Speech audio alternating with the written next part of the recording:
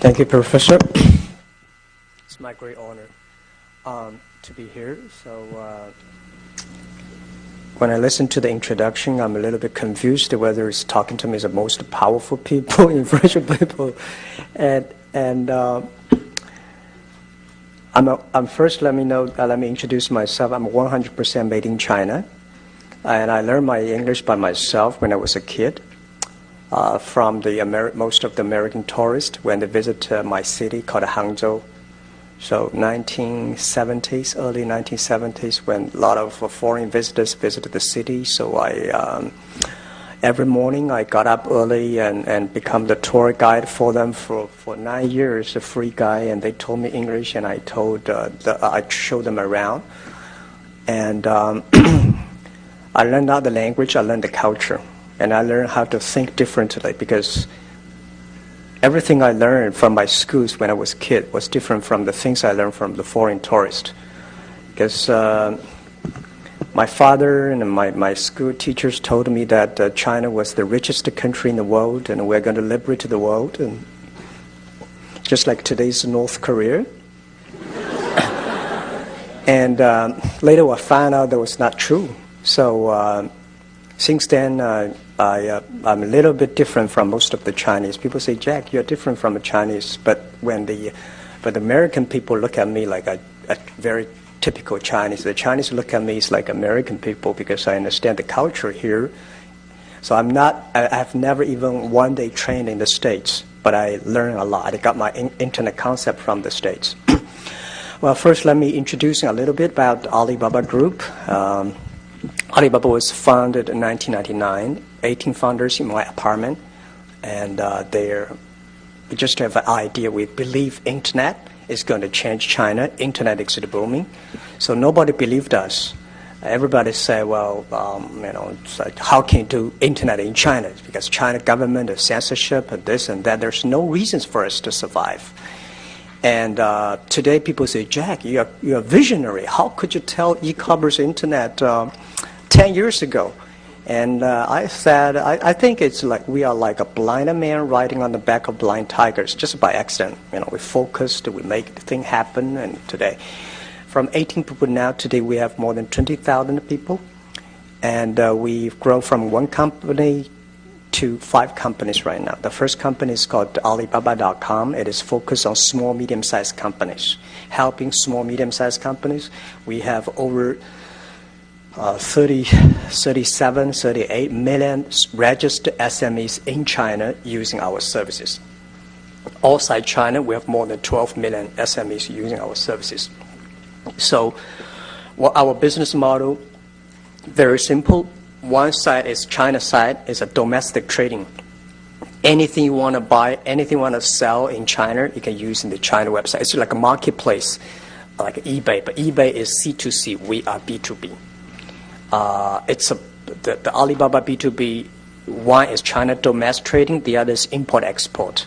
It's a marketplace for global purchasing, broker buying, and so it grows pretty healthy. We listed 3 years ago in the Hong Kong market, and we were very lucky because the day we were listed, the market was good. So our stock price grew from $13.5 to $40 without doing anything good, just to go up. And 3 months later, our stock from $40 to $3, and without doing anything bad, just up and down. And that was a rock and roll, and now the company is stabilized. We still focus on e-commerce, still focus on SMEs. But the second company, the other 4 companies are private companies. The other company which we own 100% is called Taobao.com, which you probably have, most Chinese people here have heard about it. It is much more influential than Alibaba.com in China. We have more than 300 million registered users. It starts with C2C, but 95% of the is from B2C. And 6 years ago, we started competing with eBay. eBay had a lot of money. At that time, their market cap was $80 billion. They came to China. They said, we'll compete with Alibaba. And we started the business from zero, and we got like 2 or 3% market share. Now we have 90% market share, which eBay had like a 2 or 3% market share. So Taobao is like a combination of Amazon, eBay, and Google and Facebook. It's a community online, and we have 43 million unique visitors visit the site shopping every day, and we finish 8 million transactions per day. And logistically, last year the package delivered on the whole China is 2 billion packages delivered on the road. We created 1.1 billion. So we like 55% of market share that is on the delivery. It's growing very fast, and we already have like 100% growth in the past 7 years, and we'll keep on having 100% this year. And the third company we have called Alipay is like a PayPal. It's a very stupid model. 5 years ago, I thought people. It's so difficult to do transaction online because people don't trust each other. The banking system is so bad. The infrastructure of finance also bad. So I was worried about what I'm going to do. The bank have the license to do this business, but we know how to do business, but we don't have the license. So at the end, people say, Jack, don't touch that area. If you touch that area, you will be in prison because financial sector is very risky in China. And I said, put me in the prison, let's do it. And we do transparent, we do everything clear in order to make sure government happy, people happy.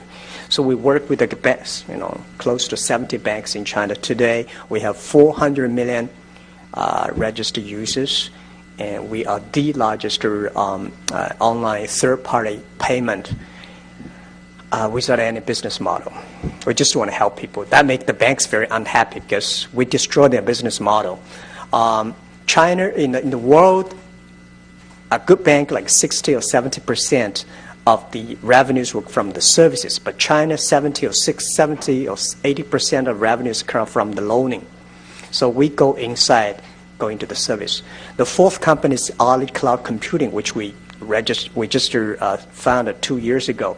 Because we have the data from small, medium-sized companies, because we have the data from Taobao consumers, and we have the data from Alipay. So the data we collected becomes so influential. So we want all the consumers to share, to understand the data from SME and let the consumers understand the SME data. So that is we've been very focused on cloud computing. And the number 5 company we had is called Yahoo China, which we acquired from Yahoo 5 years ago. So these are the group. And Alibaba's listed, the other 4 are private. And pretty good. We are lucky in China that we combine, like Amazon, eBay, PayPal, and all together in a same group. Like 70% market share in China on e-commerce, and it growing, still keep on growing very fast. One of the reasons people say why you survived in China, why you succeed, because I think one of the key reasons we survived is that您是否一直在寻找一个趋势稳定的事业，一个永续赚钱的方式？如你还苦于不知道如何抓住这波商机，接下来会让您的人生发生巨大的变化。当今社会，互联网冲击导致很多传统生意实体店和公司关门倒闭。随着互联网概念的提出，雨后春笋般出现大批的微商、电商、直销员、资金盘、拆分盘、电子股等鱼龙混杂的理财项目，导致众多创业者没方法、没客户、不会推广、不会讲解、不会管理团队，被拉黑、拒绝、质疑、调侃，产品没销量、收入没保障等等，最终导致失去信心、失败放弃。这些瓶颈到底如何突破？现在不是钱难赚了，而是赚钱的方式变了。如今互联网时代，你是否想过让手机变成我们赚钱的工具？如果你目前很迷茫，找不到赚钱的方向，那么这就是你最佳的事业机会。一部手机，一台电脑，人到哪里，钱就赚到哪里。让你在玩手机的同时，可以玩出不错的收入。在这里有人教，有人帮，有人带，没有风险，没有压力。想赚钱加雄伟教练微信71002805777100280557。真正的精彩在后面等着你。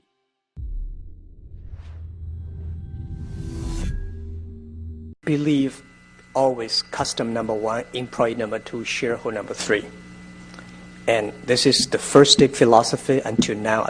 We still truly because it's the customer that stay with us. It's the customer we create. Because in internet in China in the past 10 years, there's three main business. One is focused on portal sites like Yahoo. Today you have Sina, Sohu, NetEase. They focus on the news. And I think it's so difficult to do the news in China unless you are in Beijing. You know the government office, you know the policy, and we don't never understand what the government policy is. So we say, okay, let's stay away from the portal sites. The second business, which in China, very, very popular, which probably the most unique business in the world, that's online gaming. And I don't believe that model. I don't like that because China is a one-child family. If all the kids are playing online gaming, they're so bad. And, right. And my kids and my son and his schoolmates all stick to the online. I think, yes, we can make a lot of money, but I just don't want my kids focus on the online. So we're not doing that. China has already got enough companies focusing on online. Almost all the internet companies have online gaming. We are the only company that is not on online gaming. So the only thing we can do is e-commerce, and the e-commerce is so tough, so difficult to do it. And 10 years ago, e-commerce in the world, B2B, they all want to focus on big companies. They all want to focus on buyers. The value they create is they save the cost for buyers. So we do the opposite. And we believe USA is very good at play basketball. We should focus on playing ping pong because we should not always play the same. So we said in China, we don't have big companies, so we should focus on small, medium-sized companies. We should not help the buyers. We should help sellers because China wants to sell things abroad. SMEs want to sell things abroad. So we focus on the small, medium-sized. We focus on helping supplies. And the value created is not the saving the cost because SME know how to save the cost but much better than you do. They want to learn how to sell product, how to make money. So then we focus on SME, we focus on supplies, we focus on creating money for them. So these are the focus we stayed on. And that is the everything, for the first 3 years, we did not have any business model. We have zero revenues for 3 years. It was so tough. It was so difficult. The only thing encouraged us to continue is letters, emails of thanks. We receive hundreds of thousands of emails of thanks every week, every month. People thank us because of us. They created jobs. Because of us, their business grow. And we did not get any money, but if our customer make money, we are happy. And the number 4 year, we started to make money. So the second thing is the employees. I believe, I'm not trained to be a high-tech guy. I hate high-tech. And my wife bought me an iPad. I still don't know how to use it. And I never use the PPT because I don't know how to do it. Every time I use it, something wrong with the PPT. So I don't know how to speak. So I'm trained to be a high school teacher, and I know nothing about technology. The only thing I can use in the computer is send and receive emails and browse. That's it, and I think that's enough, right? And 80% of the people in the world, like me, we hate technology. We want technology to work for us. We should not work for the technology, and so I was for the first 5 years, I was the quality controller of my website. I wanted making sure everything be easy, simple enough to use without reading any manual. A dumb clicker can get it. So when the engineers finished their product, they were so excited, something good, and they said, no, let me try it. If I cannot use it, just throw in the rubbish because 80% of people cannot use it. That make our site very popular, and that is the innovation of the colleagues, of the people. So I'm not knowing the technology, we hire the best technician. We do not know the finance, we hire the best. We respect, we work, and that really make the business grow. And the third thing is that I believe the shareholder number 3. We should respect shareholders, listen to them, but you have to do it in your own way. I remember when we come to IPO day in New York and in London, and all the Wall Street said, Jack, give us the shares. We were a long-term shareholder. But when the market crashed, they are the first people who run away, and most of them are not shareholders. We found most people, they are share stock exchange. They move very fast. So we think that we should listen to them, but we should do it in our own ways. That for 10 years, we focus on that.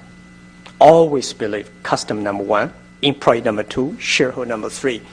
And that is. And the third thing that people say, China doing business is very important. It's a guanxi, government relationship. That's too complicated. I don't buy that. I mean, those stupid companies focus on government relationships. And government relationship, is that important? Yes. I said the best way to do government relation is in love with them, don't marry them. Never ever do business with them, right? But they respect them, anything, For 10 years, we've been working with all the government officers and then tell them what is Alibaba, what is e-commerce, what is internet, because it's so new to any government. If you try to talk to them, not doing anything that is if they want to come to say, Jack, I give you a lot of money, please do this project for us. I said, no, I can introduce my friend to do business to you, but not to me, not us. That we focus on customers. And I think in China, doing business is a lot of fun. Competition is a great fun part of the business. We compete with eBay, we compete with China Telecom 10 years ago and 15 years ago. And we compete with eBay. Later we compete with here and there. Compete is not for compete. Compete is a fun part of the business. And we're never scared of every competition. If Google come to China, we compete, but we respect. So the whole business today, we think China has a huge potential on e-commerce. E-commerce in the States, I believe, it is a dessert, but China become a main course. Because of infrastructure of doing business so bad. So internet, e-commerce become the infrastructure of China doing business. Just like 10, 20, 15 years ago, China, the infrastructure of telecommunication was so bad. And then the mobile phone suddenly take off. So today, we are facing the same opportunities. So what people say, Jack, then what is your business model for Alibaba Group? Fortunately, we have a business model for B2B, that is membership fee. We do not charge transaction fees. Why not transaction fees? Because membership fee, every SME understand. You try to making sure your customer understand what do you do, what value you created. And when you talk about transactions, the PE for Alibaba will grow, but the customer never understand. We want the customer understand. Forget about the Wall Street analyst. A lot of analysts write about us, but they never visited us. They just do like a 20 minutes phone call every quarter, and they can write a beautiful report. I mean, that's not us. We have to understand the business model. It should be simple, easy enough that the customer understand. And Taobao, no. Till now, we don't have a business model. We've been free. The first 3 years, we said we will be free for our customers for 3 years because we want to test, we want to try the business model. We were just about to charge number 4 year, and then we say, well, we only have 40 million users. Why not give another 2 years? So we give another 2 years free for 5 years, and we're just about to charge a financial crisis came and say, okay, man, forget about another 2 years. So we've been 7 years without charging transaction fee, listing fee, online shop. But we started, charge a little bit advertising because we have more than 1 billion page views per day, because we have more than 40 million consumers visited site. Little bit of transaction or little bit advertisement dollars already made Taobao very profitable. And I don't want to make a business model now, because Taobao is only 7 years old baby. I mean, we will wait for another 4, maybe 3 years. And then Alipay, free, because the money we made from Alibaba B2B already can cover Taobao, cover Alipay, and cover cloud computing. And now even we do not charge money for Taobao. The advertisement dollars from Taobao already make Taobao very profitable. So we do everything. We really appreciate we live in China. We live at the internet period. We have the great honor to do this business. So we never think about making money. Do any business, we forget about thinking about making money. We think about how we can create value for the society, for the people, for the customers. If the result is that you're making money. So funny, and that really proved well that because we don't think about making money, we made a lot of money. Because I believe if you think about money here, this is US dollar, this is Hong Kong dollars, and your talk is all RMB. Nobody want to make friends with these guys. We want to say, I want to help. We want to help SME. We want to help consumers. So today B2B, Alibaba, Taobao B2C, Taobao C2C, Alipayment, I think this is not the future of e-commerce. The future of e-commerce is C2B, consumer to business. The world is changing. It's not a B2B, it's not a B2C, it's not a C2C, it's C2B, consumer to business. Because we have a large amount of consumers, the consumers can ask, can say, I want a tailor-made. I want large-scale tailor-made. And this makes the e-commerce in China fundamentally changed and different from the USA model. So the other thing we want to use in internet and e-commerce a way to